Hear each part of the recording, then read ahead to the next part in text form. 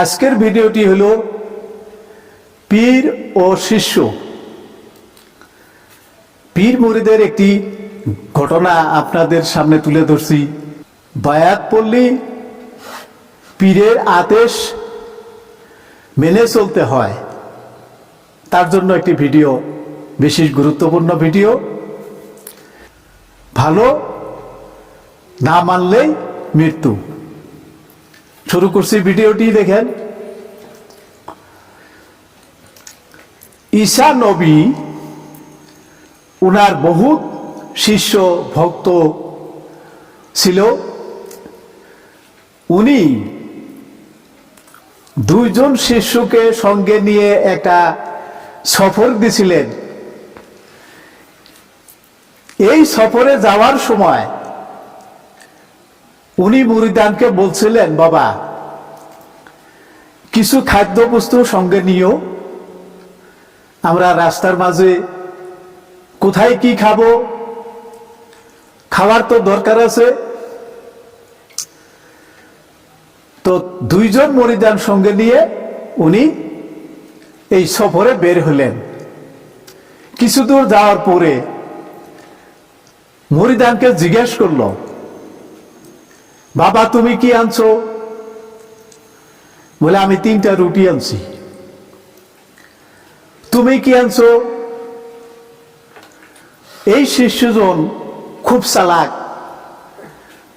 উনি ভাবতেছে আমার কাছে 3টা রুটি আছে, যদি হুজুরকে বলে দেই তাহলে আমিও কোনবা সময় এই সফরে একা বসে খাবো, তা তো থাকবে না। তাহলে একটা রুটি আমি গোপন করে রাখি, আর 2টা রুটির কথা আমার হুজুরের কাছে প্রকাশ করি। এটা মনে ভাবলো। ভেবে উনি বলল যে আমার কাছে হুজুর 2টা রুটি আছে। ঠিক আছে। হুজুর বলল যে আমার কাছে 3টা রুটি আছে। তাহলে এক শিষ্য বলল আমার কাছে 3টি, হুজুর বলল আমার কাছে 3টি, আর একজন বলল আমার কাছে 2টি রুটি আছে।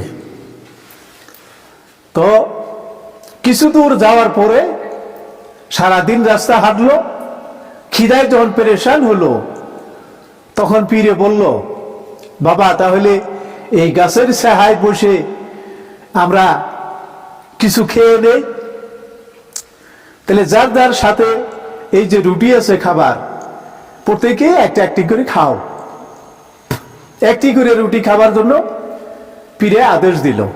পীরও একটা খেয়ে নিল, শিষ্যজনও একটি করে রুটি খাইল। খাওয়ার পর ওখানে কিছু বিশ্রাম করে ওখান থেকে আবার যাত্রা করলো।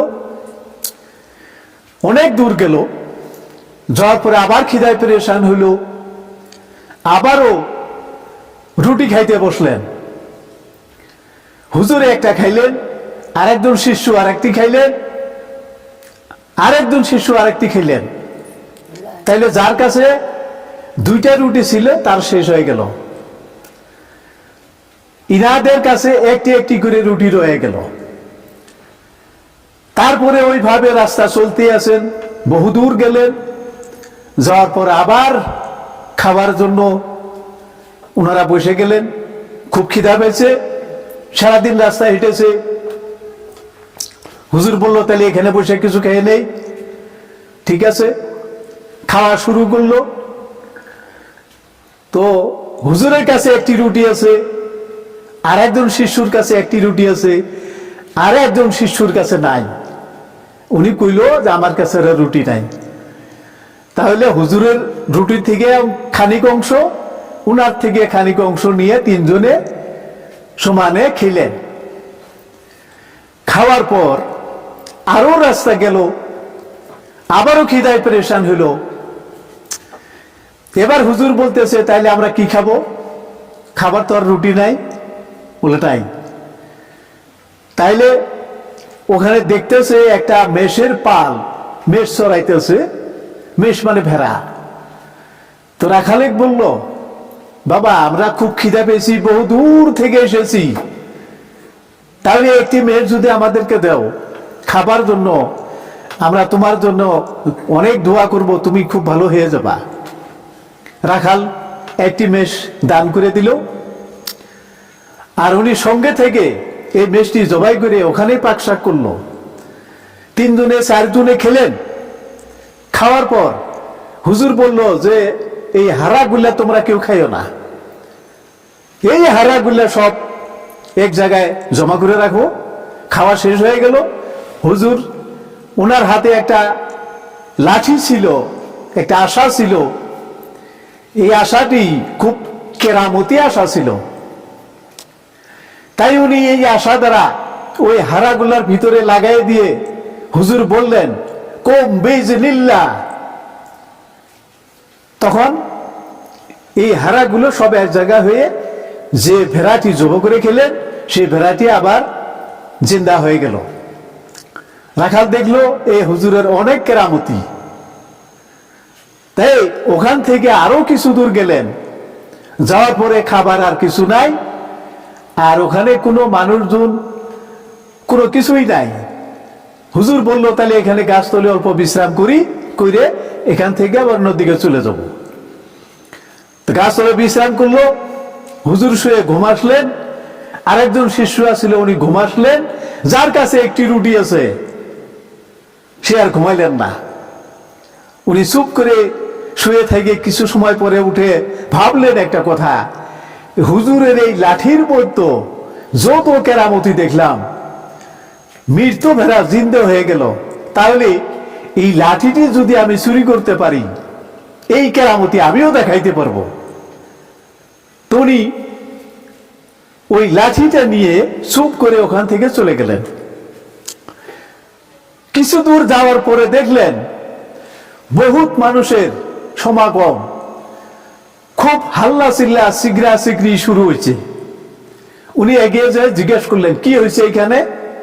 একজনে বলল যে এইখানে একটা রাজা আছে, এই রাজার এমন ধরনের একটা অসুখ হয়েছে, কোন কবিরাজা যদি এই রাজাকে ভালো করে দিতে পারে তাহলে তার বহুত টাকা পয়সা ধন সম্পত্তি দান করে দিবে, আর তার রাজত্ব তার দিয়ে দিবে। উনি খবরটা শুনে, লাঠি তো ওনার হাতে আছে, ওই পীরের আশা চুরি করে নিয়েছে, সেই লাঠিটা নিয়ে খুব তাড়াতাড়ি রাজবাড়ির ভিতরে ঢুকে গেলেন। আর মানুষকে বললেন রাজা কোথায়, বলে ওই ভিতরে আছে উনি। তো উনি ভিতরে চলে গেলেন। যাই রাজার মন্ত্রী কোতোয়াল উজির নাজির যত ছিল সবাইকে বলল যে আমাকে রাজার কাছে যেতে দাও, আমি এই লাঠি দ্বারা রাজাকে এখনই এই মুহূর্তের মধ্যে ভালো করে দেব। তো সমস্ত মানুষে অবাক হয়ে গেল, রাজার কাছে যেতে দিলেন। আর উনি রাজার কিনারে যায়, বুগুলে যায়, উনি বললেন ওই লাঠি দ্বারা কুম বিইজনিল্লাহ, করার সাথে সাথে রাজা মৃত্যু হয়ে গেল। রাজা যখন মৃত্যু হয়ে গেল তখন রাজার এই উজির নাজির কুতুয়াল মন্ত্রী যারা ছিল তারা সবাই তাকে বাঁধিল। ভালো করতে এসে রাজাকে মেরে ফেলেছে, তাহলে একে সুদদণ্ড দেওয়া হবে। শুরু হলো আর এক নতুন কোলাহল, হুলস্থুল শুরু হয়ে গেল সমস্ত মানুষের মাঝে, যে কেমন কবিরাজ রাজাকে ভালো করতে এসে মৃত্যু করে দিল। তাই ওনাকে সুদদণ্ড দিবে, ওনাকে হাত পা বেঁধে কারাগারে রেখে দিলেন। এমন সময় উনার যে পীর আর একজন শিষ্য ওই গাছের তলায় তারা শুয়ে আছেন।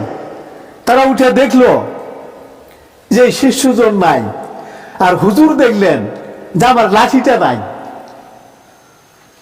তখন ওনারা দুইজনে যাত্রা করলেন এদিকে। কিছু দূর যাওয়ার পরে মানুষের খুব হাল্লা চিল্লা শব্দ শোনা যাইতেছে। উনি এগিয়ে যায় মানুষকে জিজ্ঞাসা করলেন কি হয়েছে এখানে। বলে এখানে একটা রাজার অসুখ হয়েছিল, একজন কবিরাজে ভালো করতে এসে রাজাকে মেরে ফেলেছে, তাই ওনাকে সুদদণ্ড দিবে। এই জন্যই মানুষ খুব চিল্লা চিল্লি হাল্লা চিল্লা করতেছে। তো উনি ভাবলেন যে আমার এই শিষ্য তো আমার লাঠি চুরি করে নিয়ে গেছে, তাইলে তো এই শিশু এই কাম করেছে। তো উনি এগিয়ে যায় দেখলেন যে ওনার শিষ্যকে ওই রাজবাড়ির মন্ত্রীরা উজিরেরা তারা বাঁধে রাখছে, তাকে শুলে দিয়ে মারবে। উনি এগিয়ে যায় বললেন কি হয়েছে ঘটনাটা। সবাই খুলে বলল যিনি রাজাকে ভালো করতে এসেছিল, আর এই লাঠি দিয়ে শোয়ানোর সঙ্গে সঙ্গে রাজা মারা গেছে। তাই নাকি? বলে হ, তা ঠিক আছে, তাহলে রাজাকে যদি আমি ভালো করে দেই তাহলে কি হবে? বলে আপনাকেও এই বহুত ধন সম্পদ দান করা হবে এবং কি এই রাজপ্রাসাদ আপনাকে দিয়ে দেওয়া হবে। ঠিক আছে। তখন ওই লাঠিতে নিয়ে মৃত্যু রাজার শরীরে লাঠি লাগাই দিয়ে হুজুরে বললেন কম বেজ নিল্লা। রাজা সঙ্গে সঙ্গে উঠে বসে গেলেন। মৃত্যু রাজা ভালো হয়ে গেল, আর ওনার শরীরে কোনো বেমার নাই। তাই এ দেখে ওই শিষ্যজন অবাক হয়ে গেল। উনি ভাবতেছে এই লাঠি দ্বারা আমি রাজাকে ছোঁয়াইলাম, রাজা মৃত্যু হয়ে গেল, আর আমার হুজুর ছোঁয়াইল লাঠি, রাজা ভালো হয়ে গেল। তাহলে কেরামতি লাঠিরও না আমারও না, কেরামতি হলো হুজুরের।